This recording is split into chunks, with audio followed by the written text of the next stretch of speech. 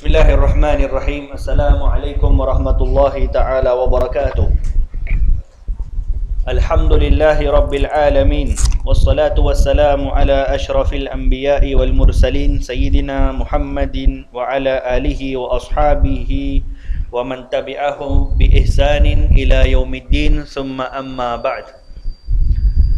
Alhamdulillah, kita bersyukur kepada Allah Subhanahu wa taala dengan limpah rahmat, kurniaan, hidayah dan taufik daripada Allah. Kita berada di tempat yang paling dimuliakan oleh Allah Subhanahu wa taala. Setelah daripada kita mengerjakan ibadah yang paling Allah muliakan, moga-moga kita juga tergolong daripada kalangan orang yang dimuliakan oleh Allah. Yang saya muliakan pengerusi masjid, ahli jawatan kuasa, para asatizah, para alim ulama, ahli qaryah, dan juga semua muslimin muslimat yang dirahmati oleh Allah. InsyaAllah perbincangan pada malam ini adalah berkaitan dengan satu tajuk yang bukan semua orang suka untuk mendengarnya. Satu tajuk yang kadang-kadang jiwa kita pun belum bersedia sebenarnya untuk menghadapinya. Menjadi salah satu bahagian daripada rukun iman yang kalau dengan seseorang kurang sikit pun iman dengan perkara tersebut menyebabkan dia akan terkeluar daripada agama Islam. Yang semua daripada kalangan kita pun beriman dengan sekuat-kuatnya, dengan penuh yakin dengan keenam-enam rukun iman, yang salah satu daripadanya adalah beriman dengan hari akhirat. Istimewanya agama kita, agama Islam, berbanding dengan beberapa agama-agama di luar sana, iaitu kita beriman dengan sesuatu yang kita tak pernah nampak depan mata. Dan ini bukan semua agama boleh terima satu konsep kepercayaan, mempercayai sesuatu perkara yang tak nampak depan mata. Maka di situ ada agama-agama yang tidak percaya akan kehidupan selepas daripada kematian, kerana perkara tersebut tak nampak depan mata. Seperti mana Nabi kita sallallahu alaihi wasallam, bila mana Nabi nak tegaskan untuk memperingatkan sesuatu perkara yang sangat penting, Nabi akan kata, man kana yu'minu billahi wal yaumil akhir, barang siapa yang beriman kepada Allah dan hari akhirat. Nabi tak kata barang siapa yang beriman kepada Allah dan malaikat, barang siapa yang beriman kepada Allah dan Rasul, barang siapa yang beriman kepada Allah dan qada qadar, barang siapa yang beriman kepada Allah dan kitab Al-Quran ataupun kitab-kitab yang lain. Tapi dalam beberapa pesanan Nabi kata, man kana yu'minu billahi wal yaumil akhir, barang siapa yang beriman kepada Allah dan hari akhirat, falyukrim dhaifahu, maka dia hendaklah muliakan tetamunya, dia hendaklah muliakan jirannya, dan beberapa nasihat-nasihat Nabi yang lain. Yang ni Nabi bila mana nak tegaskan pesanan tadi, Nabi kaitkan pada awalnya, barang siapa yang beriman kepada Allah dan hari akhirat. Kenapa di situ dipilih oleh Nabi dua rukun iman? Beriman kepada Allah, beriman kepada hari akhirat.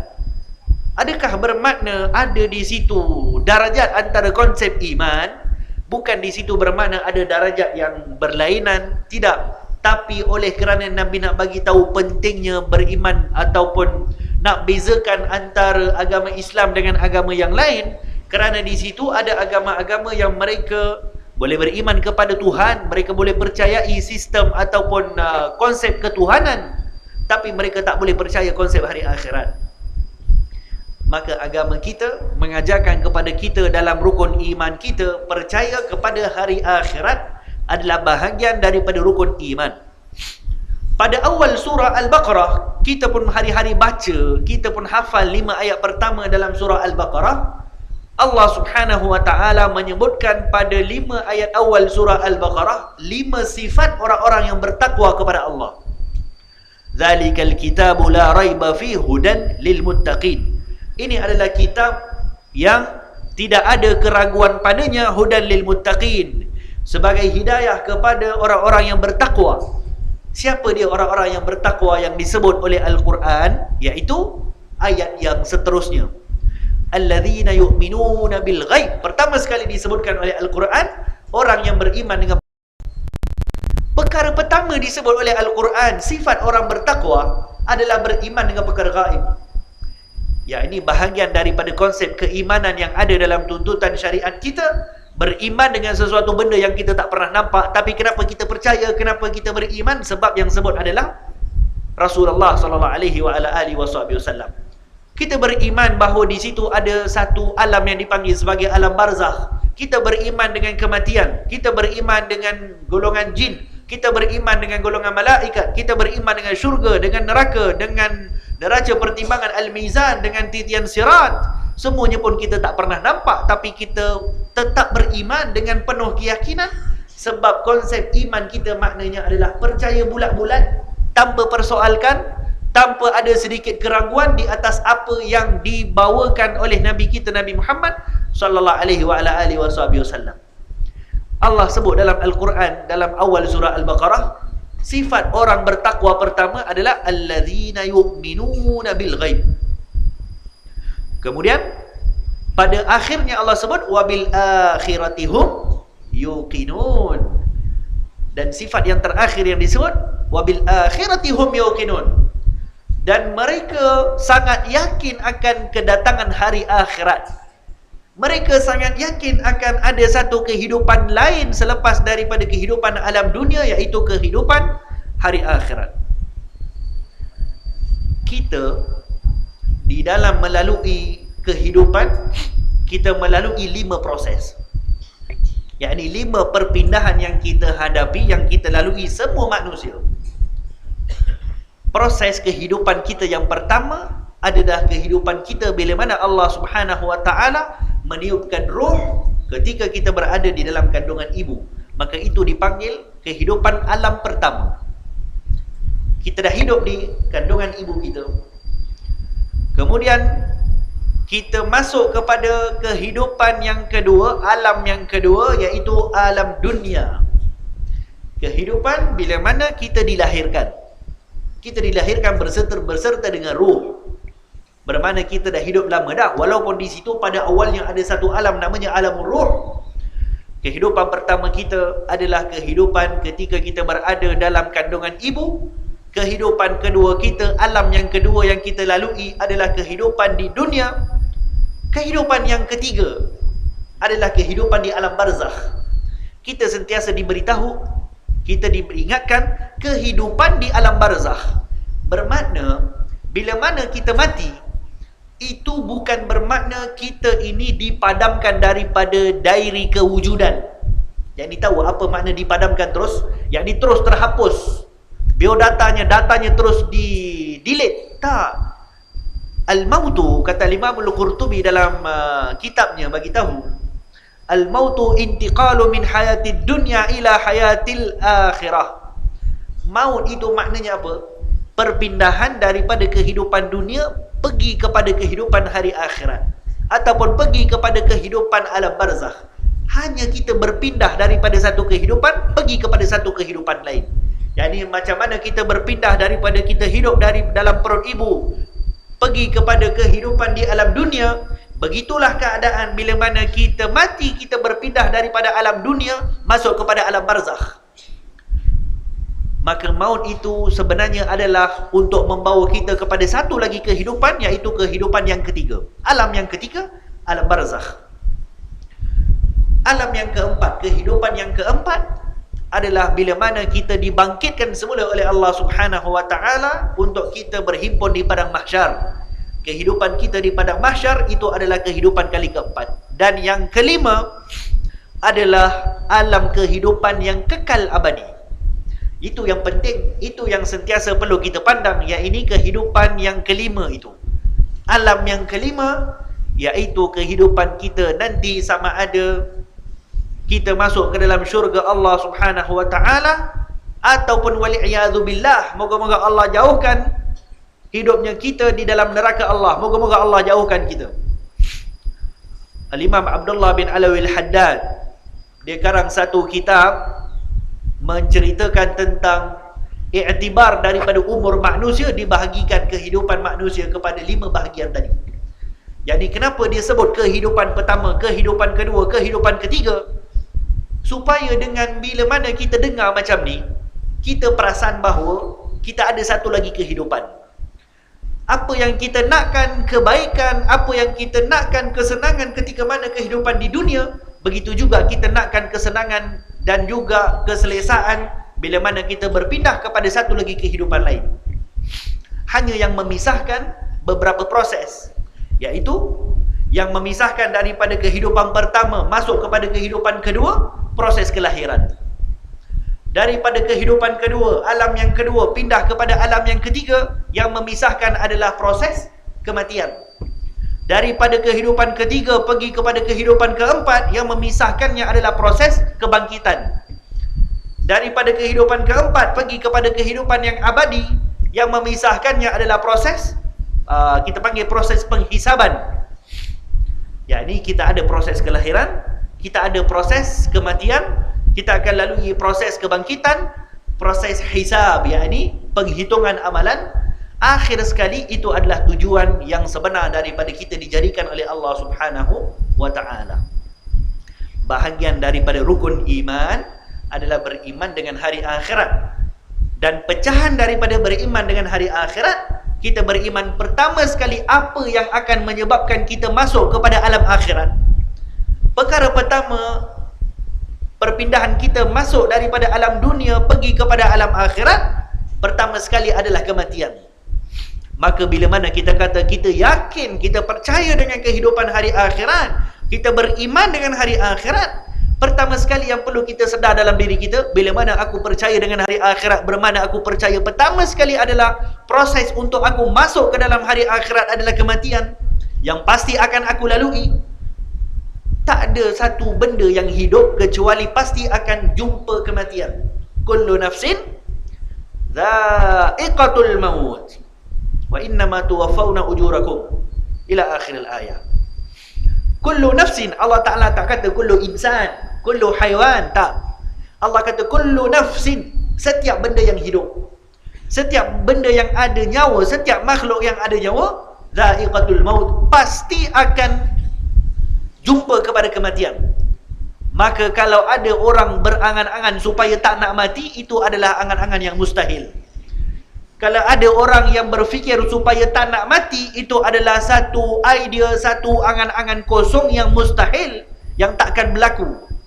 Sebab Allah bagi tahu semua benda yang hidup, yang namanya hidup pasti dia akan mati. Yang namanya benda sesuatu yang sebelumnya tak pernah hidup, lepas tu dihidup, dia wajib lepas tu jadi tak ada semula. Yakni kita manusia, sebelum ni kita tak ada. Kalau umur kita sekarang 50 tahun, sebelum 60 tahun kita tak wujud, yakni kita belum lahir lagi, kita datang daripada satu proses yang dahulunya kita tiada, Allah Ta'ala jadikan kita. Semua benda yang mendahuluinya ataupun didahului dengan ketiadaan, dia pasti akan jumpa juga ketiadaannya nanti. Yang takkan ada kependahuluan dan juga pengakhiran hanyalah Allah Subhanahu wa ta'ala.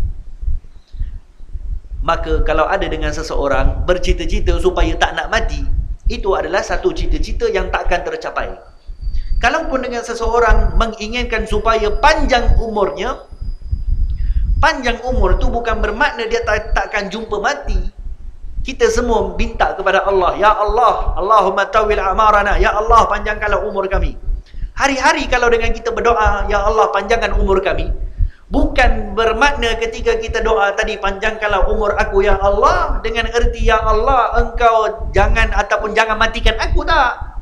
Panjangkan umur macam mana sekalipun, kita minta panjang umur macam mana sekalipun, tambah 10 tahun ke, tambah 20 tahun ke, tambah 30 tahun ke, tambah 100 tahun ke, hidup 1000 tahun pun, itu bermakna, bukan bermakna dia takkan jumpa kematian.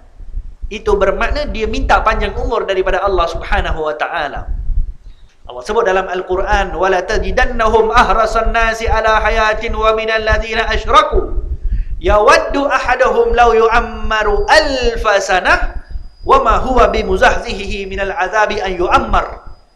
Wala tajidannahum ahrasan nas ala hayatin. Allah ceritakan kepada Nabi, turunkan ayat Al-Quran kepada Nabi, kisahkan tentang orang-orang Yahudi. Apa kata Allah Subhanahu wa taala? Wala tajidannahum ahrasan nas.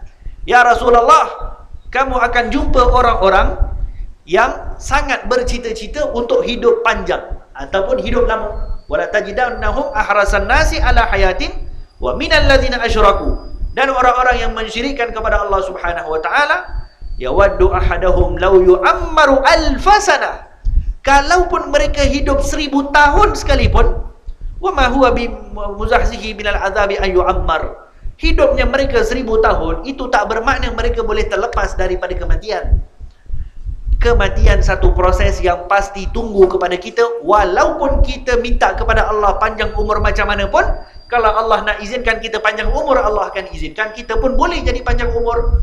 Tapi bukan bermakna kita berdoa tadi supaya dipanjangkan umur dengan erti kita tak jumpa kepada kematian. Sebab kematian bukan suatu perkara yang boleh kita jauhkan diri daripadanya. Yakni kematian bukan satu proses ataupun satu perkara yang boleh kita jauhkan diri ataupun kita larikan daripada kematian. Allah sebut dalam Al-Quran, "Qul innal mauta alladhi tafirruna minhu fa innahu mulaqikum." Katakan ya Muhammad, innal mauta alladhi tafirruna minhu, adakah mati yang kamu nak lari daripadanya? Fa innahu mulaqikum. Mati itu yang akan datang jumpa kepada kamu, bukan kamu nak lari daripada kematian. Yakni kalau kita kata kita lari daripada sesuatu bahaya, katakan ada suatu bahaya yang menimpa di kawasan kita, maka kita pun lari untuk jauhkan diri daripada bahaya tadi. Itu bermakna kita lari supaya kita dapat jauh daripada bahaya tadi, kita pun boleh selamat. Tapi kata Allah, "Qul innal mauta alladhi tafirruna minhu." Ya Muhammad, katakan kepada mereka, adakah mati yang kamu nak lari daripadanya? Fa innahu mulaqikum. Mati itu yang akan tunggu kamu. Yakni kematian bukan satu perkara yang boleh kita lari daripadanya, sebab kematian itu akan tunggu kita.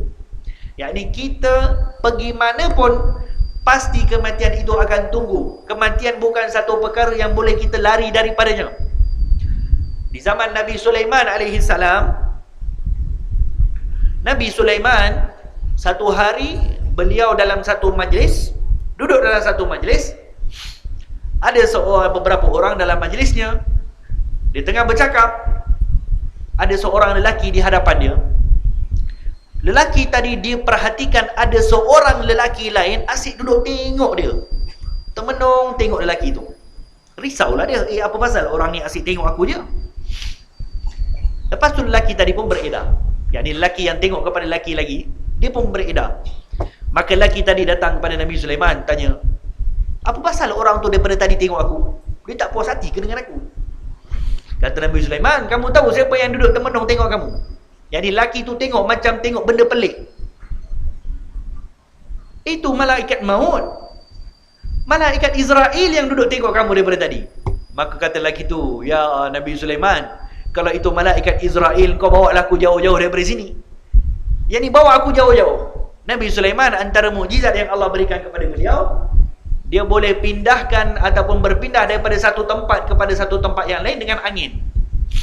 Maka diperintahkan angin untuk bawa orang ni yang dia minta daripada satu tempat kepada satu tempat yang jauh dipindahkan. Bila sampai kepada satu tempat yang jauh, orang tadi yang termenung duduk tengok dia ada kat situ, dan dicabut nyawanya di situ. Malaikat maut tunggu kat sana. Lepas tu malaikat maut datang balik kepada Nabi Sulaiman. Malaikat maut tanya, ya Sulaiman, apa yang kamu buat tadi? Kamu alihkan orang tadi daripada satu tempat kepada satu tempat. Apa yang kamu buat? Kata malaikat maut. Maka Nabi Sulaiman pun tanya balik, dan apa pasal pula engkau dah duduk kat situ tengok lama orang tadi? Kata malaikat maut, aku pelik tengok orang tu. Allah Ta'ala perintahkan aku untuk cabut nyawa orang tu di sana, tapi aku pelik kenapa orang tu ada kat sini. Yang ni duduk tengok tenung lama, malaikat maut tengok, Allah Ta'ala kata cabut nyawa orang tu kat sana, apa pasal dia ada kat sini? Maka aku pergilah tunggu sana. Tiba-tiba memang kondi sampai di situ. Yakni al-maut, kematian bukan sesuatu perkara yang boleh kita lari daripadanya, kecuali kematian itu pasti akan jumpa kepada kita kemanapun kita pergi.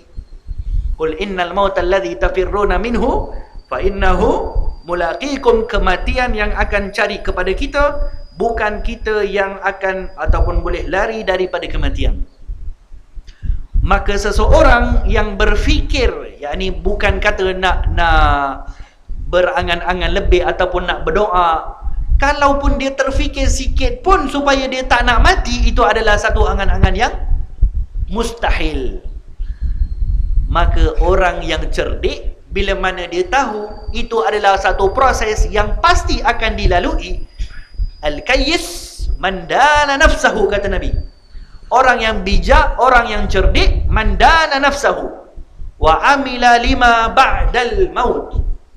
Orang yang cerdik, orang yang bijak adalah orang yang bekerja untuk hari selepas kematian. Wal ajiz, dan orang yang jahil adalah orang yang wattaba'a nafsahu hawaha, yang mengikut kepada hawa nafsu, watamanna 'ala Allah al-amani. Orang yang hidupnya tu ikut nafsu, lepas tu dia berangan nak macam-macam kebaikan daripada Allah.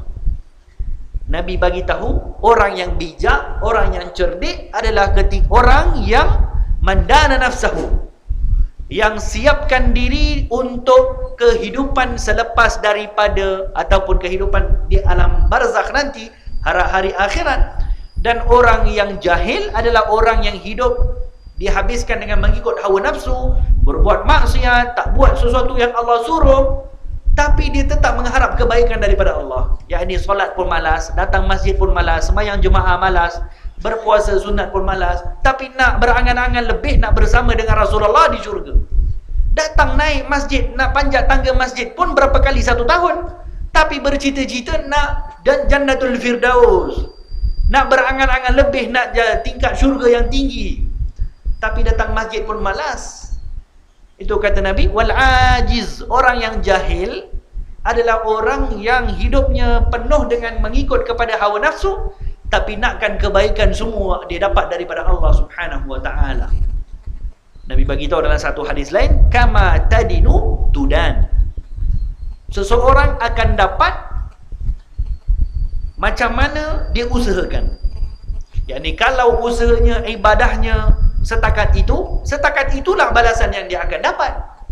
Kalaulah ketaatannya kepada Allah, takwanya kepada Allah setakat apa yang dibuat, maka dia akan juga dapat balasan seperti mana yang dibuat. Jangan nak berangan lebih, jangan nak bercita-cita lebih untuk dapat sesuatu martabat yang tinggi, kalau dengan dirinya pun hari-hari ikut kepada hawa nafsu. Tapi kalau dalam satu aspek yang lain, kalau Allah Ta'ala nak bagikan kepada siapa pun, maha pemurahnya Allah. Itu bukan bermakna kita tak boleh berdoa. Hadis yang Nabi bagi tahu tadi bukan bermakna dengan kita rasa diri kita ini banyak berdosa, kita pun tak nak doa kepada Allah, tak nak minta syurga yang tinggi, tak nak minta diampunkan dosa, tak nak minta kita digolongkan daripada kalangan para syuhada, para solihin. Tak, bukan itu maknanya. Tapi hadis tadi Nabi nak bagi tahu satu motivasi kepada kita. Yani kita nak mengangkat tangan doa kepada Allah dengan doa-doa yang paling terbaik, silakan. Nabi bagi tahu dalam satu hadis, bila mana kita berdoa mengangkat tangan kepada Allah, bila kita minta kepada Allah, jangan kita ingat siapa yang minta. Yakni lupakan diri kita yang meminta dengan memikirkan apa yang kita buat, kelemahan yang ada pada diri kita, tapi ingat siapa yang akan bagi. Yakni ketika kita minta, lupakan dengan dosa yang kita buat, dengan maksiat yang kita buat, tapi ingat siapa yang akan bagi, Allah Subhanahu wa taala. Maka minta permintaan yang besar. Yakni kita nak minta permintaan apa pun daripada Allah, silakan. Tapi hadis yang tadi Nabi bagi tahu supaya sebagai satu motivasi kepada kita, supaya malu dengan Allah. Yakni malu kita dengan Allah, minta doa macam-macam, tapi hidupnya penuh dengan mengikut kepada hawa nafsu. Orang yang bijak adalah mempersiapkan dirinya untuk menghadapi kepada kematian. Al-Imam Al-Ghazali rahimahullah, beliau bagi tahu, Bila mana seseorang itu tak ingat kepada kematian, itu adalah satu bencana, satu musibah, satu bala yang besar kepadanya. Dan ini satu perkara yang manusia susah nak fikir. Sebab bila mana fikir kematian, dia akan takut. Bila mana fikir kematian, dia akan takut.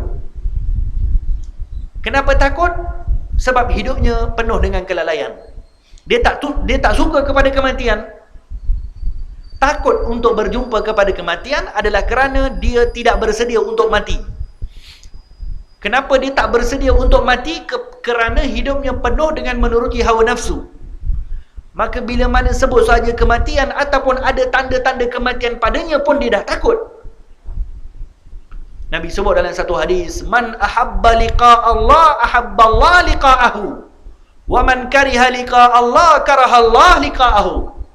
Barang siapa yang suka untuk berjumpa dengan Allah, Allah juga akan suka untuk berjumpa dengan dia. Barang siapa yang benci untuk berjumpa dengan Allah, Allah juga akan benci untuk berjumpa dengan dia. Man ahabba liqa Allah maknanya yang suka, dia rasa, ya Allah, bila aku nak jumpa Allah Subhanahu wa taala, ahabba liqa Allah. Yakni suka berjumpa dengan Allah bermakna nak suka untuk kembali kepada alam yang akan menghubungkan kita serapat-rapatnya dengan Allah Subhanahu wa taala. Kematian. Suka untuk berjumpa kepada kematian ini bukan satu perkara yang boleh ada kepada semua orang. Nabi bagi tahu dalam satu hadis yang lain, ada satu penyakit yang sangat aku risau menimpa kepada umat aku. Mal faqra akhsha alaikum. Aku tak takut kalau umat aku ditimpa dengan kefakiran. Yakni Nabi kata, Nabi tak takut kalau kita jadi orang miskin, jadi orang fakir, hidup susah. Mal faqru akhsha alaikum. Bukan kefakiran yang aku takut menimpa kepada kamu, walakinni akhsha alaikum, tapi aku takut akan menimpa kepada kamu satu penyakit, iaitu hubbud dunya wa karahiyatul maut, iaitu penyakit al-wahan. Aku takut yang menimpa kepada kamu adalah hubbud dunya, cinta kepada dunia, wa karahiyatul maut, dan benci kepada kematian, iaitu penyakit al-wahan. Nabi takut kalau dengan diri kita ditimpa penyakit al-wahan. Nabi tak takut kalau kita jadi miskin. Nabi tak takut kalau kita tak ada rumah besar. Nabi tak takut kalau kita tak ada kereta mewah. Nabi tak takut kalau kita tak ada harta yang banyak. Tapi Nabi risau kalau dengan hati kita ada satu penyakit, iaitu penyakit merasa benci untuk jumpa kematian. Sebab dirinya itu penuh dengan kelalaian. Maka bila mana seseorang itu fikir akan kematian, dia merasa risau. Risau sebab apa? Sebab banyak lagi daripada keduniaannya, nikmat keduniaan yang belum lagi dilalui.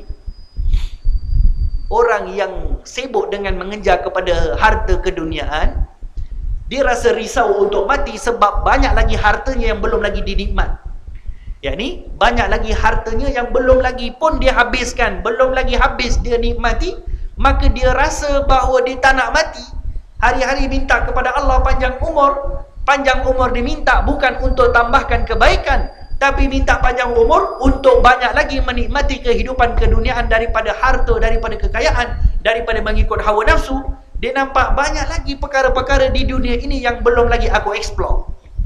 Jangan sampai kita minta doa kepada Allah untuk panjang umur, untuk menikmati kehidupan keduniaan. Semua orang akan melalui waktu kefakirannya. Orang kaya macam mana pun, orang hebat macam mana pun, pasti satu hari dia akan jumpa kepada hari kefakiran, hari miskin dia. Hari dia jadi orang paling fakir atas muka bumi. Orang paling kaya atas dunia ni pun satu hari pasti dia akan jumpa hari dia jadi paling miskin. Kalaupun orang yang kaya, orang yang hartawan, bila mana nak dekat kepada kematian, kalau Allah takdirkan dia mati dalam keadaan sakit, maka bila mana jatuh sakit saja dia menjadi orang yang fakir. Orang yang miskin, miskin dari segi apa? Miskin dari segi kesihatan. Kalaupun mempunyai harta yang banyak, Allah takdirkan seseorang itu mati dalam keadaan tak boleh makan makanan yang banyak, tak boleh menikmati kenikmatan, berada dalam pembaringan, kita pun nampak depan mata kita. Orang yang melalui satu proses sebelum dia mati, berada dalam pembaringan. Banyak kali kita pernah jumpa depan mata kita. Itu adalah waktu dia menjadi orang paling miskin di atas muka bumi. Miskin sebab apa? Miskin dengan tak boleh nikmat dengan kenikmatan yang lain. Miskin dengan tak boleh gunakan anggota badannya yang sebelumnya boleh guna macam-macam perkara. Miskin dengan waktu. Tak ada masa untuk beribadah kepada Allah Subhanahu Wa Taala. Miskin dengan apa? Dengan kesihatan, walaupun ada macam-macam. Seseorang pasti akan melalui waktu dia menjadi orang paling miskin atas muka bumi ini. Maka Nabi bagi tahu, aku tak takut kamu ditimpa kemiskinan dari sudut harta. Tapi yang aku takut bila mana kamu ditimpakan kepada kamu harta dan sebagainya sampai kamu boleh membenci kepada kematian. Hadirin hadirat dirahmati oleh Allah, dalam ayat Al-Quran yang lain Allah pesan kepada kita supaya apa yang kita dapat, apa yang kita miliki, jangan sampai kita minta kepada Allah sesuatu perkara yang perkara itu boleh menyebabkan kita lupa kepada hari akhirat ataupun kita lupa kepada kematian. Macam-macam perkara yang boleh melupakan kepada kematian Allah sebut dalam Al-Quran. Contohnya, ya ayyuhallazina amanu, wahai orang-orang yang beriman, la tuhlikum amwalakum wala auladakum min zikrillah. Wahai orang-orang yang beriman, jangan sampai membinasakan kamu, anak-anak kamu, wa amwalakum, dan harta yang kamu miliki. Kenapa Allah sebutkan dua perkara ni? Jangan sampai harta yang kamu miliki, anak beranak ataupun keluarga yang kamu ada, menyebabkan kamu jauh daripada mengingat Allah Subhanahu Wa Taala, dan menyebabkan kamu jadi binasa, menyebabkan kamu lupa kepada hari akhirat. Macam mana agak-agak orang yang ada keluarga boleh lupa kepada hari akhirat? Macam mana dengan orang yang ada anak boleh lupakan kepada hari akhirat? Kalau harta, iyalah. Biasalah kalau dengan orang yang ada harta boleh menyebabkan orang itu lupa kepada hari akhirat. Tapi macam mana Al-Quran sebutkan, la tuhlikum amwalakum wala auladukum. Jangan sampai harta yang kamu miliki, anak-anak yang kamu ada, menyebabkan kamu lupa kepada Allah Subhanahu Wa Taala dan menyebabkan kamu lupa kepada hari akhirat ataupun kematian. Maksud kepada anak-anak yang dimaksudkan di situ adalah ahli keluarga menjadi penghalang kepada kita untuk mengingat kepada Allah Subhanahu Wa Taala. Nabi pernah bagi tahu dalam satu hadis, ya'ti zamanun ala ummati, akan datang kepada umat aku satu zaman yang akan menjadi membinasakan orang tadi adalah daripada kalangan ahli keluarganya. Kalau bukan daripada anaknya, daripada isterinya. Kalau bukan daripada isterinya, daripada suaminya. Kalau bukan daripada suaminya, daripada ibunya, daripada ayahnya, daripada adik-beradiknya. Boleh menyebabkan dia melupakan kepada hari akhirat. Ini bahagian daripada pesanan Allah Subhanahu Wa Taala untuk jaga-jaga kalau dengan kita dapat sesuatu pemberian daripada Allah, kalau pemberian itu boleh melupakan kita untuk mengingat kepada kematian atau mengingat kepada hari akhirat. Yakni Allah pesan dengan dua benda, amwalakum wala auladakum. Harta kamu dan ahli keluarga kamu, jangan sampai dua perkara ini menyebabkan kamu ataupun menyebabkan kamu melupakan hari akhirat. Hadirin hadirat dirahmati oleh Allah, perkara yang sudah pasti akan berlaku kepada diri kita, yang kalau dengan seseorang yang bijak, kalau dia rasa pasti benda itu akan berlaku, dia mesti buat preparation. Yang ni kita kalau zaman belajar dulu, kita nak exam, kita pasti kita akan melalui satu masa yang akan menyukarkan kita. Kalau dengan kita tak buat preparation, maka pasti kita akan susah. Maka kita akan palunlah duduk belajar siang malam, tak tidur malam, hari-hari belajar untuk kita melalui satu waktu yang pasti kita akan jumpa waktu tersebut, supaya kita boleh senang dengan waktu yang kita akan lalui. Begitu keadaan dengan bila mana kita tahu bahawa sesuatu perkara yang pasti akan berlaku, yang kalau dengan kita buat macam mana pun pasti benda itu akan berlaku kepada kita, kematian. Wa idza jaa ajaluhum la yastakhiruna sa'atan wa la yastaqdimun. Apabila datang ajal kamu, la yastakhiruna sa'atan. Dia takkan lambat walaupun satu saat, dan dia takkan cepat walaupun 1 minit, 1 saat. Yakni kematian itu datang kepada kita tepat kepada waktunya, tepat pada tempatnya. Tempat yang kita mati telah dikonfirmkan oleh Allah Subhanahu wa taala. Masa yang kita mati telah dikonfirmkan oleh Allah Subhanahu wa taala. Dalam keadaan apa kita mati juga telah diketahui oleh Allah Subhanahu wa taala. Maka jangan sampai kita menemui kepada kematian kita dalam keadaan yang kita berada di waktu yang tidak diredai oleh Allah. Jangan sampai kita berada menemui kepada kematian kita pada waktu yang kita belum bersedia. Jangan sampai kita menemui kepada kematian di tempat yang Allah Ta'ala tidak redha untuk kita berada di sana. Sebab tempat kematian kita, waktu kematian kita ditelah pun Allah Ta'ala tahu lama dah. Tapi yang tak tahu kita. Bila mana kita tak tahu di mana waktu ataupun di mana tempat kita mati, di mana ataupun bila waktu kita akan mati, maka sudah pasti setiap waktu yang kita lalui, setiap tempat yang kita lalui, kalau dengan kita boleh fikirkan setiap tempat kita pergi, mungkin boleh jadi ini tempat aku mati. Mungkin boleh jadi ini waktu aku mati. Sebab benda yang tak pernah kita diberitahu tanda-tandanya, atau tanda-tanda artinya tanda-tanda waktu ataupun tanda-tanda tempat kita akan mati. Tapi Allah Subhanahu wa taala memberikan beberapa tanda supaya kita cepat ingat kepada kematian. Yakni apa tanda Allah berikan supaya tengok pada tubuh badan kita. Allah suruh dalam Al-Quran supaya kita banyak melihat kepada ciptaan Allah. Antaranya tak payah tengok jauh-jauh, tengok kepada tubuh badan kita pun sebenarnya dah boleh mengingatkan kepada kematian. Yang dahulunya boleh buat macam-macam kerja dengan kesihatannya, sekarang mungkin ataupun belum tentu boleh buat kerja macam dulu. Yang dahulunya sehat, sekarang belum tentu sehat. Maka ini adalah perubahan yang berlaku kepada diri kita. Perubahan yang berlaku kepada diri kita itu sebenarnya adalah menunjukkan kepada tanda-tanda kematian. Sayyidina Umar Ibn Al-Khattab radhiyallahu anhu wa arda, satu hari dia tengah sikat rambut. Ketika mana dia sikat rambut, dia ternampak satu helai uban. Dan dia beritahu kepada pembantunya, dia ada seorang pembantu yang kerjanya apa pembantu tadi? Pembantu kerjanya untuk hari-hari ingatkan kematian kepada Sayyidina Umar Ibn Al-Khattab, Amirul Mukminin Umar Ibn Al-Khattab. Dia gajikan satu orang untuk hari-hari ingatkan, ya Umar kamu nak mati, ya Umar kamu nak mati. Hari-hari disuruh ingatkan akan kematian. Tapi bila mana dia tengah sikat rambut satu hari, tiba-tiba jumpa satu helai uban. Lepas tu dibagi tahu kepada orang yang disuruh untuk ingatkan kepada kematian, bagi tahu, kamu dah tak payah lagi dah ingatkan aku akan kematian, sebab dah ada sesuatu yang boleh gantikan untuk ingatkan aku akan kematian. Dah ada satu helai uban aku untuk ingatkan akan kematian. Rahsia uban.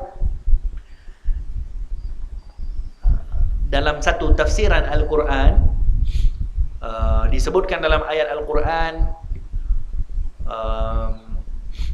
Allahumma salli ala sayyidina Muhammad. Saya lupa ayat tu, tapi ayat tu maksudnya ialah, bukankah telah datang kepada kamu nadhir, bukankah telah datang kepada kamu suatu pesanan ataupun peringatan. Alam ya'tikum nadhir, bukankah telah datang kepada kamu peringatan akan kematian. Ada sebagian ulama tafsir yang menafsirkan ayat tadi dengan bagi tahu, nadhir, pesanan akan kematian itu adalah uban yang ada di rambut. Uban yang ada, yang kita beruban, itu adalah bahagian daripada pesanan Allah Subhanahu wa taala akan kematian yang akan berlaku kepada diri kita. Satu hari Sayyidina Umar Ibn Khattab juga, dia pernah bagi tahu dalam satu hadis, itu riwayat disebutkan, kullu yawmin yuqalu fihi mata fulan wa fulan, wala budda ya'ti yawmun yuqalu fihi mata Umar. Sayyidina Umar kata apa? Kullu yawmin, setiap hari akan ada orang yang kata mata fulan wa fulan, orang ni dah meninggal, orang itu dah meninggal.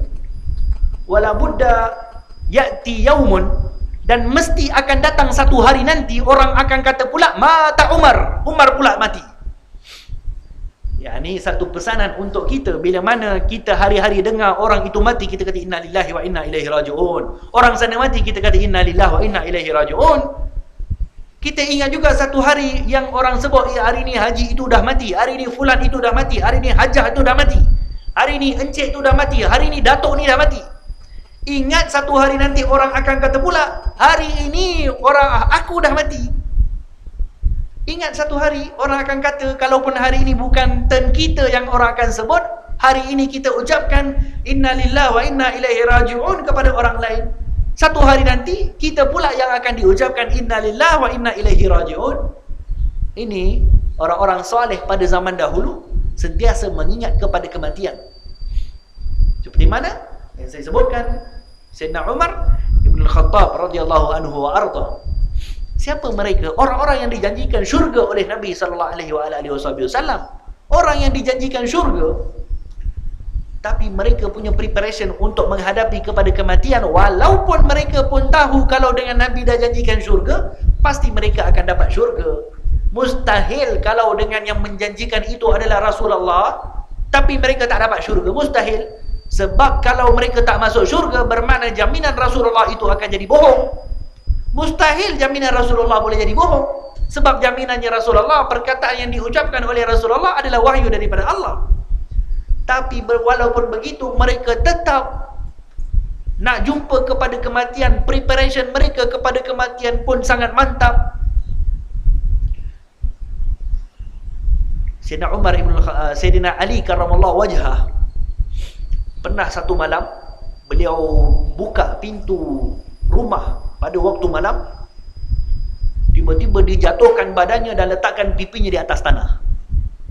Sayyidina Ali karramallahu wajhah, khalifah Nabi yang keempat, dibuka pintu pada waktu malam, tengok pada waktu malam tiba-tiba dijatuhkan badannya ke atas tanah dan diletakkan pipi ke atas tanah, dengan dibagi tahu ini tanah yang akan satu hari nanti menjadi tilam aku. Ini tanahlah yang akan menjadi satu hari nanti menjadi bantal aku. Menangis beliau bertaubat kepada Allah, istighfar kepada Allah, dalam keadaan meletakkan pipinya di atas tanah, menangis bertaubat kepada Allah, beristighfar kepada Allah. Kita beristighfar kepada Allah pun bawa kipas, bawa aircon, kapet tebal, masjid selesa. Itu pun lepas daripada imam solat, astaghfirullahalazim, kita belum tentu lagi pun nak istighfar. Baru-baru habis solat, Assalamualaikum warahmatullahi, Assalamualaikum warahmatullahi, keluarkan WhatsApp dulu, tengok berapa banyak mesej masuk, tengok status Facebook dulu. Belum sempat nak istighfar bersama dengan imam. Imam sebut astaghfirullahalazim, astaghfirullahalazim, astaghfirullahalazim. Kenapa kita diajak istighfar sebaik lepas solat? Kita bukan buat dosa dalam solat, tapi sebaik selepas solat diajarkan kepada kita untuk istighfar. Supaya apa? Supaya kalau ada kesalahan yang kita buat, kekurangan yang kita buat yang menyebabkan solat kita itu tak diterima oleh Allah, kita cepat-cepat istighfar dulu kepada Allah. Astaghfirullahalazim. Maka selepas daripada solat, jangan belagak seolah-olah solat kita itu pasti diterima oleh Allah. Lepas-lepas solat terus cabut balik. Nanti dulu, duduk sekejap. Duduk sekejap, istighfar, angkat tangan doa kepada Allah. Rabbana taqabbal minna salatana. Ya Allah, terimalah solat kami ya Allah. Buat dulu solat sunat ba'diyah, supaya kalau ada apa-apa kekurangan dalam solat sunat ba'diyah, dalam solat fardu tadi, ditampung dalam solat sunat. Aminkan bacaan imam. Kalaupun dengan kita boleh berdoa sendiri, aminkan bacaan imam. Sebab jangan dilihat kepada imam yang berdoa tadi. Lihat tempat yang kita berada, lihat ibadah yang kita sedang buat, lihat orang-orang yang ada dalam masjid itu, lihat ini rumah Allah Subhanahu wa taala, lihat kita berada di waktu selepas daripada kita kerjakan ibadah yang paling Allah Taala muliakan. Lihat jemaah yang kita buat tadi. Kalau dengan solat jemaah, satu saja solat jemaah itu, kalau ada seorang saja solatnya diterima, semua jemaah itu diterima oleh Allah Subhanahu wa taala. Kalau ada seorang daripada jemaah yang solat, aminnya itu dimakbulkan oleh Allah, semua orang akan mendapat manfaat. Kalau belum tentu kita berdoa seorang-seorang itu dimakbulkan oleh Allah Subhanahu wa taala.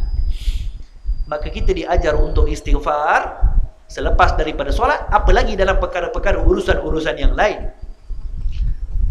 Allah Subhanahu wa taala sentiasa berpesan kepada kita untuk ingat kepada kematian. Banyak perkara sebenarnya dalam sunnah-sunnah yang disyariatkan kepada kita mengingatkan kepada kita akan kematian. Kalau kita belajar adab-adab tidur, dan kalau kita belajar adab bangun tidur, adab nak pergi tidur itu sebenarnya kalau kita belajar A to Z adab tidur, kalau kita menyelami apa sebalik daripada adab tidur, pasti kita tak boleh tidur. Yang ni kalau kita tahu apa hikmah sebenarnya daripada adab-adab yang ada, yang digariskan oleh syariat kita, pasti kita tak akan boleh tidur, ataupun pasti kita akan tidur dalam keadaan menangis kepada Allah Subhanahu Wa Taala. Kita ingat apa adab tidur? Dalam kitab Bidayatul Hidayah Imam Al-Ghazali bincang, adab tidur banyak kan? Kita pun tahu mungkin. Pertama, disuruh untuk kita berwuduk. Sama macam mana nanti bila mana kita mati. Yang ni prepare untuk pergi tidur, sama sebiji macam prepare untuk kita masuk ke liang lahat sebenarnya. Kita disuruh berwuduk sebelum tidur, nanti mati juga kita akan diwudukkan, kita akan dimandikan, kita akan dibersihkan badan kita, kita akan disapukan air ke atas muka kita, akan dibasuh tangan kita, akan dibasuh kaki kita. Tapi beza yang ini kita boleh buat sendiri, yang itu ada orang lain buatkan. Jadi raja sehari, kan? Raja sehari bukan masa kahwin, tak. Raja sehari yang sebenar bila mana kita mati. Semua benda, kahwin mana ada orang nak mandikan kita? Tak ada orang nak mandikan kita, tak ada orang nak wudukan, tak ada orang nak pakaikan minyak wangi, tak ada orang nak celakkan, tak. Ini raja sehari lebih hebat lagi. Nak bergerak pun ada orang angkat. Nak pakai baju pun ada orang pakaikan. Nak mandi, maaf cakap, nak buang najis pun ada orang tolong basuhkan. Raja sehari bila mana berkahwin, mana ada orang buat macam tu? Tak ada orang nak uruskan tadi bila mana raja sehari. Yang sebenar kita jadi raja betul-betul ketika kita mati nanti. Semua benda diuruskan oleh orang lain. Solat pun kita jadi barisan saf yang paling depan sekali, depan lagi daripada imam. Yang ni kalau dalam hidup kita pun kita nak saf yang belakang-belakang. Datang masjid pun lambat duduk belakang-belakang, kan? Susah untuk pergi saf depan. Tak tahu fadilat di saf yang paling hadapan tu macam mana. Tak tahu dengan fadilat takbiratul ihram yang pertama bila mana kita bertakbir dengan imam sama-sama. Datang pun hari-hari, tapi alhamdulillah masih lagi dapat pahala jemaah, alhamdulillah. Tapi sampai nanti satu hari insya-Allah kita akan duduk barisan yang paling depan sekali. Kita tak nak pun orang akan bawa. Depan tu pula bukan barisan belakang daripada imam, duduk depan imam pula tu. Itu raja sehari yang betul-betul jadi raja. Perjalanan kita akan diiringi dengan zikir. Perjalanan kita akan diinsafi oleh orang lain. Perjalanan kita ke liang lahat itu akan diperhatikan oleh orang lain, akan ditangisi oleh orang yang lain. Ini raja sehari yang sebenar-benar. Maka orang yang bijak mempersiapkan diri untuk mendapat kepada perkara tersebut.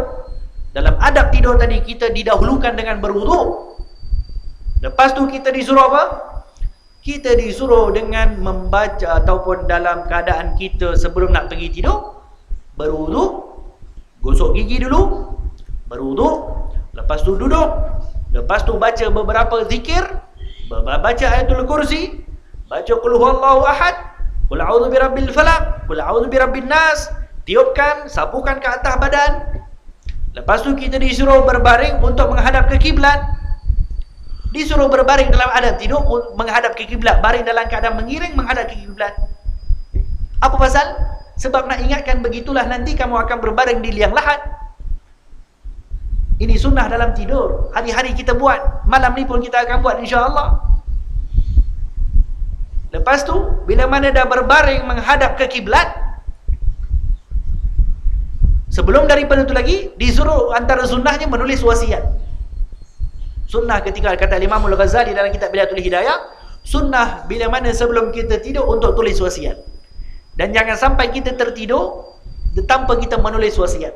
Siapa yang belum ada wasiat, tuliskan wasiat cepat-cepat. Sebab apa disuruh tulis wasiat, disuruh berwudu, disuruh kita menghadap kiblat, disuruh untuk kita istighfar dengan penuh bertaubat kepada Allah Subhanahu wa taala.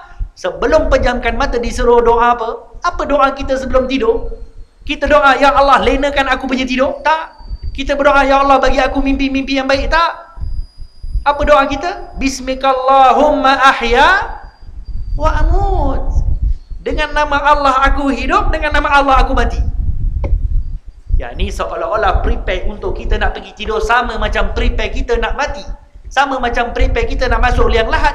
Sampai doa tidur pun Allah ajarkan bismikallahumma ahya wa amut. Dengan nama Allah aku hidup, dengan nama Allah aku mati.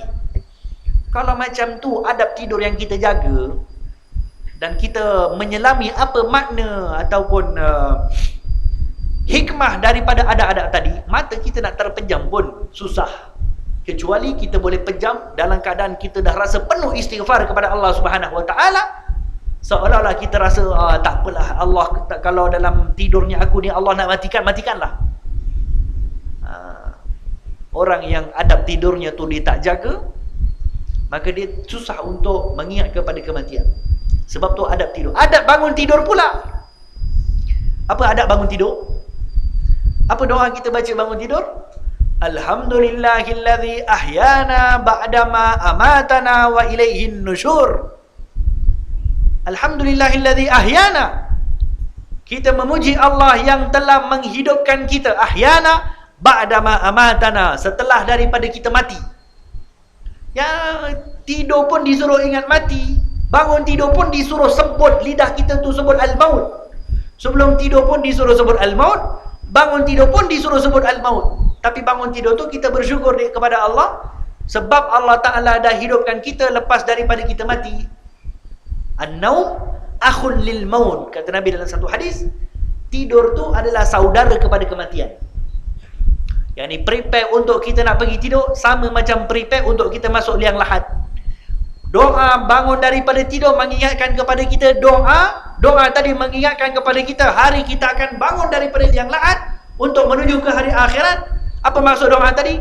Alhamdulillahilladzi ahyana ba'dama amatana wa ilaihin nusyur. Segala puji bagi Allah yang telah hidupkan kami daripada setelah daripada mematikan kami, wa ilaihin nusyur, dan kepadanya aku akan kembali. Kepadanya aku akan kembali itu mengingatkan kepada kita akan kebangkitan kita ke hari akhirat. Banyak sebenarnya daripada perkara-perkara yang kita lalui dalam harian kita, secara tak langsung Allah ingatkan kepada kita akan kematian. Dituntut banyak perkara kepada kita supaya kita ingat kepada mati. Kalau ada orang sakit, kita disuruh ziarah. Hakul muslim alal muslim sittun. Hak orang muslim kepada orang muslim ada 6. Pertama, wa idza atasha fahamidhu. Apabila orang tadi bersin, maka kamu jawab dia punya bersin tadi. Kalau dia kata alhamdulillah, kita kata yarhamukallah. Kalau dia pun tak baca alhamdulillah, kita pesan, bacalah alhamdulillah. Tegur kalau ada orang bersin, lepas tu tak sebut alhamdulillah, kita kena tegur dia. Sebut alhamdulillah lah. Bukan sebut excuse me. Kalau di KL tu, orang naik LRT, dah cantik dah, pakai baju kurung, pakai tudung, asyum, alhamdulillah, bukan sebut alhamdulillah, excuse me, tampau sekali pun tu. Allah, excuse me nanti dulu, sebut alhamdulillah dulu. Kenapa nak sebut excuse me dulu? Sebut alhamdulillah dulu, lepas tu sebutlah excuse me ke, welcome ke, goodbye ke, sebutlah nanti. Alhamdulillah tu sebut dulu.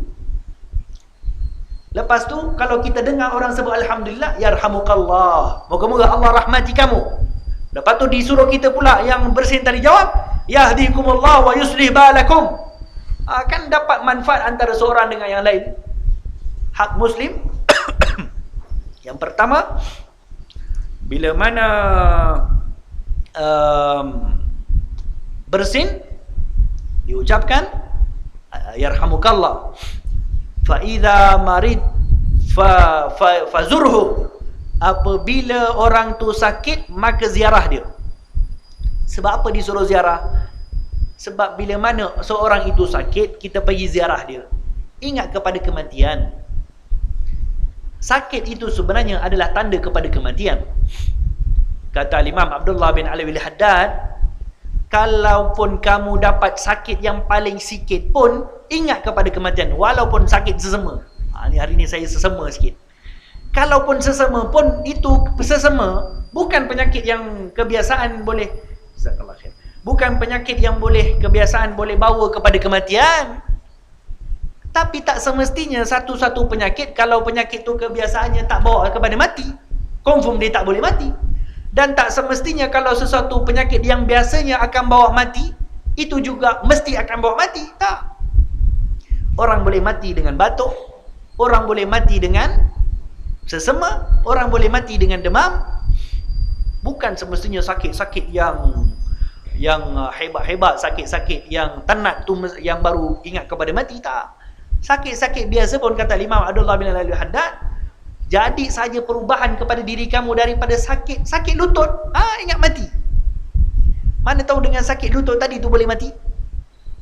Ini sakit, bila mana kita ziarah kepada orang sakit, kita ingat akan kematian. Bila dituntut lagi dalam hak yang 6 hak tadi, antara lain, kita tak sempat untuk bincangkan semua, antara hak yang lain, bila mana seseorang itu mati, fazurhu, ziarahnya, dan ikut untuk uruskan sampai kepada kubur. Hak seorang muslim kepada muslim yang lain, bila mana ada kematian, kita cepat-cepat pergi ziarah. Jangan beratkan diri kita untuk menziarahi orang yang mati. Bila mana kita rasa berat dan kita rasa kesibukan kita dengan perkara lain tu lebih utama daripada menziarahi orang yang mati, ingat ketika itu adalah bisikan syaitan di telinga kita. Syaitan bisikkan di telinga kita supaya jangan pergi ziarah. Sebab kalau kita pergi ziarah, kita akan ingat kepada kematian. Paling tak pun kita akan pakai kopiah lah, kalau yang pakai kopiah. Paling tak pun kita pergi dengan rasa, Allah, orang tadi ni baru je sembahyang maghrib berjemaah, belum isya lagi dah mati dah. Tadi baru makan satu dulang dengan aku, tadi baru minum kena teh tarik dekat warung, tapi sekarang dah mati.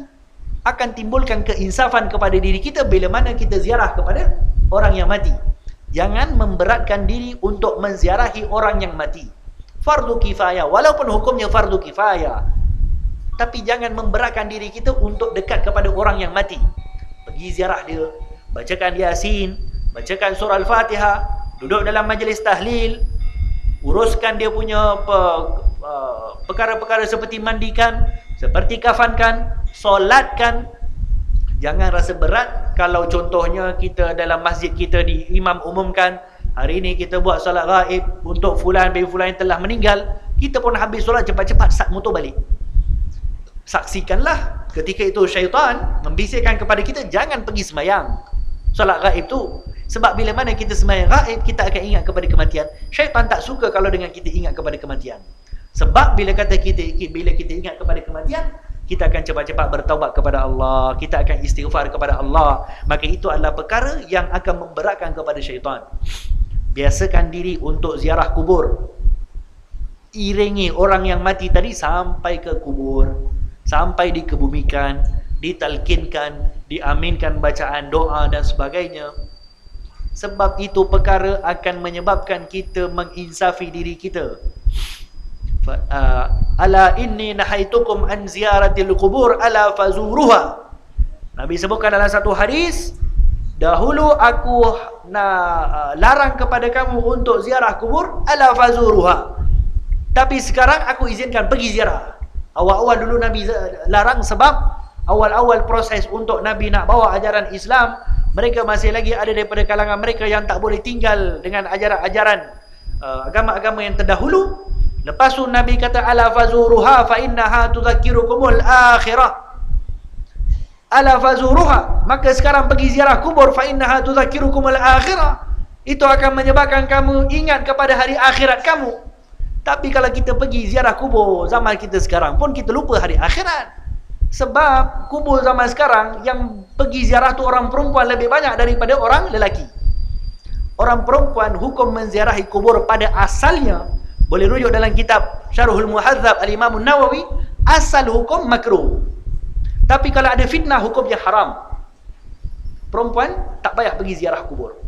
Itu tuntutan kepada orang lelaki. Di zaman Nabi sallallahu alaihi wasallam tak ada orang perempuan pergi ziarah kubur kecuali kuburnya Rasulullah sallallahu alaihi wasallam, kuburnya para sahabat, kuburnya orang-orang soleh. Sebab kalau orang perempuan datang ziarah kubur, orang lelaki tak ingat hari akhirat. Datang ziarah kubur pakai pun macam entah apa, tak payah sebutlah. Imam duk baca talqin pun matanya terkebil-kebil. Macam mana nak ingat hari akhirat? Bukankah kita jadi fitnah kepada orang lain? Dahlah orang tu datang ziarah kubur, kita pula jadi sebab untuk orang lain tak ingat hari akhirat. Ini bahagian daripada tuntutan yang hari-hari pun kita buat.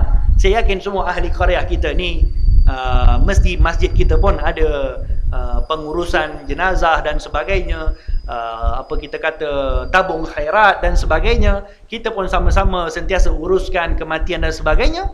Sebab apa? Sebab untuk kita ingat kepada hari yang kita akan lalui nanti. Ini bahagian daripada perkara yang kita lalui hari-hari.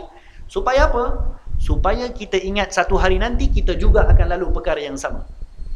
Hadirin hadirat dirahmati oleh Allah, saat bila tiba waktu kepada tarikh secara tepat adalah itu akhir kepada umur kita, takkan lambat sikit pun, takkan cepat sedikit pun. Itu malaikatul maut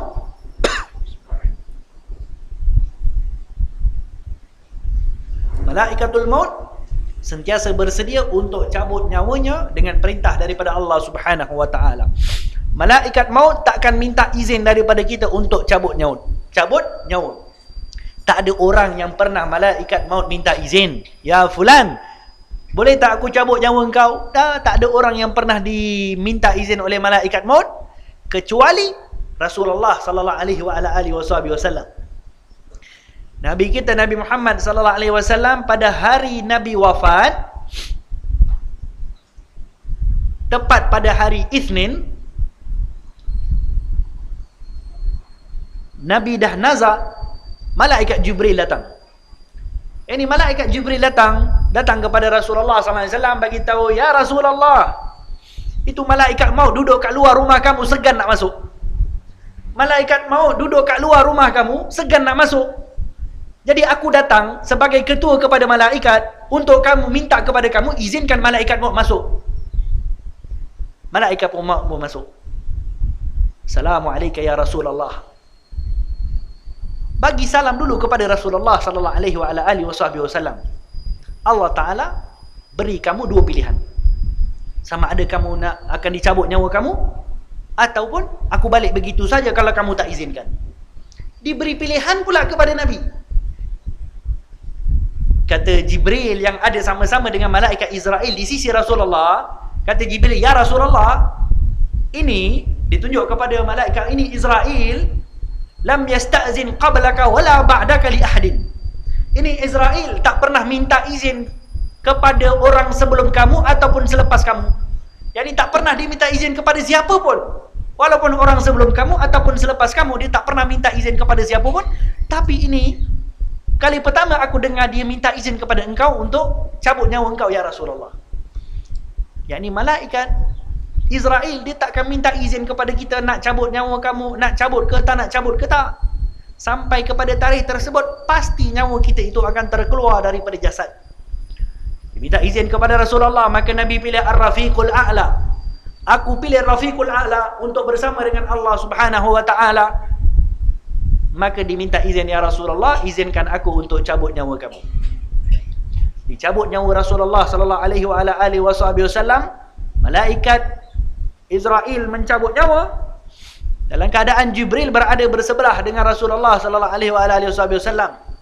Dicabut nyawa, baru sikit sahaja ditarik nyawa Nabi sallallahu alaihi wasallam, maka Nabi pun mengerang kesakitan. Nabi mengerang kesakitan bila mana nyawa itu dicabut baru sikit. Sampai Nabi kata, ya Israel, khafif ala Habibullah. Ya Israel, khafif, permudahkanlah kepada kekasih Allah ni. Aku ni kekasih Allah, permudahkanlah sikit. Kata Israel, ya Rasulullah, ini cara yang paling lembut aku pernah cabut nyawa, dan aku tak pernah cabut nyawa selembut macam ni seperti mana aku cabut nyawa engkau ya Rasulullah. Nabi mengerang kesakitan, menggigil tubuh badan Nabi sallallahu alaihi wasallam. Bila mana malaikat berpeluh Nabi sallallahu alaihi wasallam, bila mana malaikat Israel cabut nyawa Rasulullah. Maka bila mana kata malaikat Israel, ini cara yang paling lembut aku pernah buat, apa kata Nabi? Ya Israel, ini kamu kata cara yang paling lembut, macam mana agak-agak kamu nak cabut nyawa umat aku nanti? Engkau bagilah semua kesakitan yang kau akan timpakan kepada umat aku, semua tu engkau gantikan, berikan kepada aku ya Israel.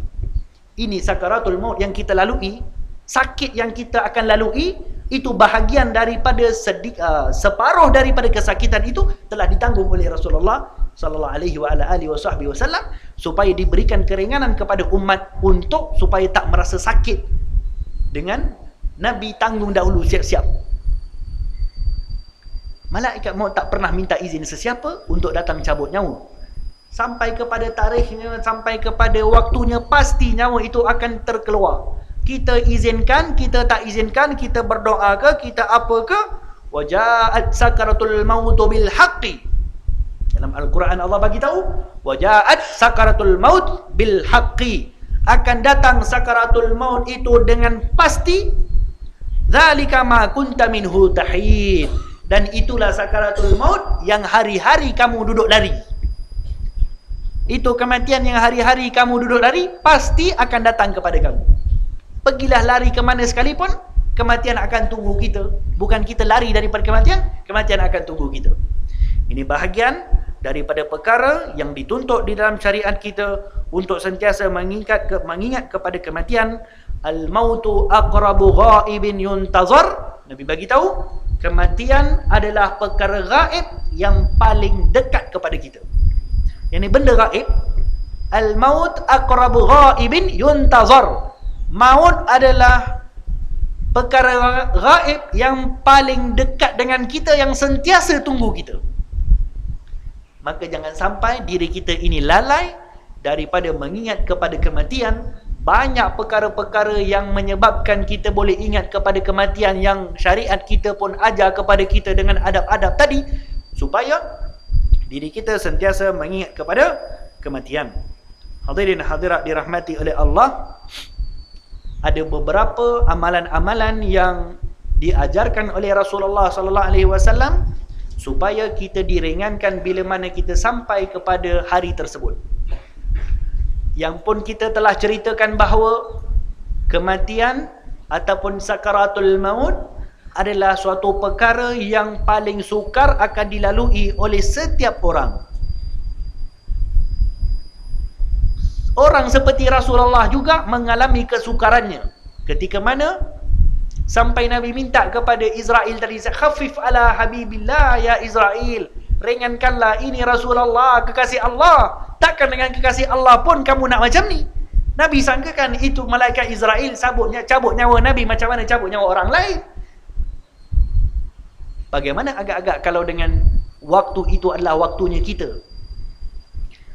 Pasti kita tidak ada cara kecuali untuk meminta kepada Allah Subhanahu wa taala husnul khatimah, untuk mengakhiri hidup kita dengan husnul khatimah, supaya kita dicabut nyawa kita dengan cara yang baik. Ada orang-orang, ya ini sebahagian daripada makhluk Allah, dipermudahkan urusan kematiannya dengan amalan-amalan yang dilakukan. Disabit dalam beberapa kitab-kitab hadis disebutkan, antara perkara yang boleh menyebabkan meringankan kepada sakaratul maut adalah mengamalkan solat sunat 2 rakaat pada malam Jumaat, di antara maghrib dengan isyak, 2 rakaat solat Jumaat. Dalam 2 rakaat tadi dibacakan surah Az-Zalzalah sebanyak 11 kali pada setiap rakaat. Yang ni rakaat pertama selepas Fatihah baca iza zulzilatil ardu zilzalaha wa akhrajatil ardu asqalaha. Baca 11 kali pada rakaat pertama, baca 11 kali pada rakaat kedua. Ini amalan yang boleh meringankan kepada sakaratul maut. Begitu juga dengan beberapa perkara lain, seperti membaca surah Al-Muluk setiap malam. Bahagian daripada perkara yang boleh menyebabkan kepada sakaratul maut, membaca surah As-Sajdah. Banyak cerita-cerita orang-orang soleh yang mereka melalui sakaratul maut mereka itu dalam keadaan yang penuh berharga, dan kita pun menginginkan dengan cara matinya macam mereka. Diberikan bisyarah, diberikan berita gembira kepada mereka. Bila mana mereka nak mati, ditunjukkan kepada mereka nikmat-nikmat syurga. Mereka pun mati dalam keadaan senyum, dalam keadaan dahinya berpeluh, dalam keadaan yang baik. Mereka mati dalam keadaan mendapat berita gembira daripada Allah Subhanahu wa ta'ala. Malaikat maut ini dia boleh datang dalam rupanya yang asal, dia boleh datang dengan rupa yang paling cantik, dia juga boleh datang dengan rupa yang paling hodoh. Satu hari Nabi Ibrahim AS, dia bercakap dengan malaikat maut. Dia minta, wahai malaikat maut, macam mana agak-agak wajah engkau ketika mana engkau mencabut nyawa orang-orang yang beriman? Maka diubah wajahnya kepada wajah yang paling cantik sampai Nabi Ibrahim jatuh pingsan. Jatuh pingsan sebab apa? Sebab tengok betapa cantiknya malaikat maut.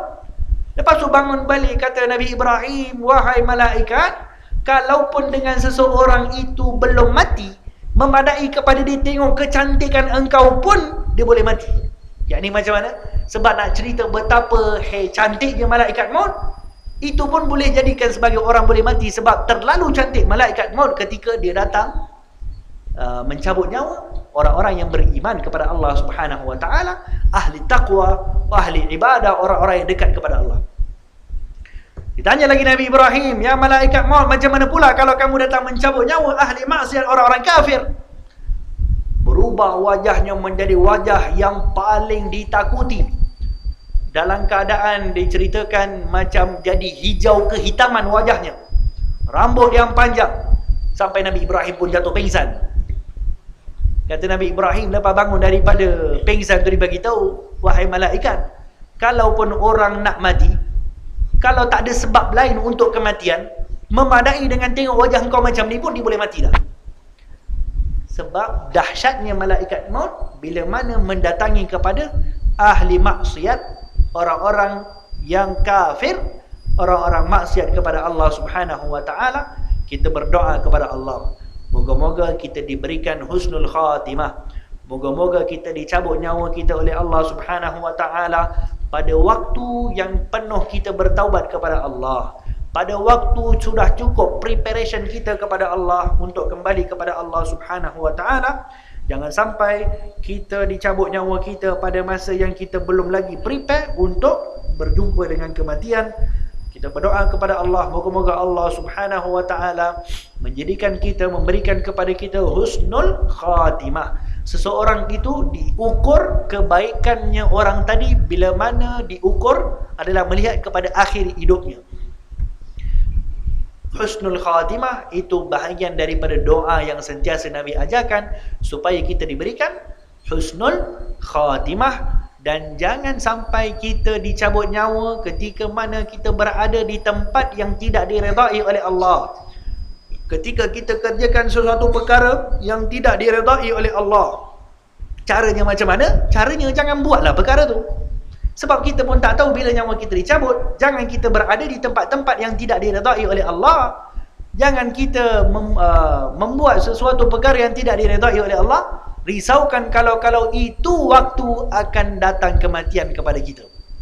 Moga-moga semua hadirin hadirat dirahmati oleh Allah, semua yang hadir di masjid kita, majlis kita pada malam ini, semua diberikan husnul khatimah, diberikan berita gembira ketika saat kematian kita, diberikan dengan menunjukkan dilihatkan wajah Nabi sallallahu alaihi wasallam ketika mana kita mati nanti, diberikan dengan ditunjukkan gambar-gambar syurga ketika mana kita mati nanti, yang akan menyebabkan sakitnya sakaratul maut itu akan terlepas, akan tak rasa.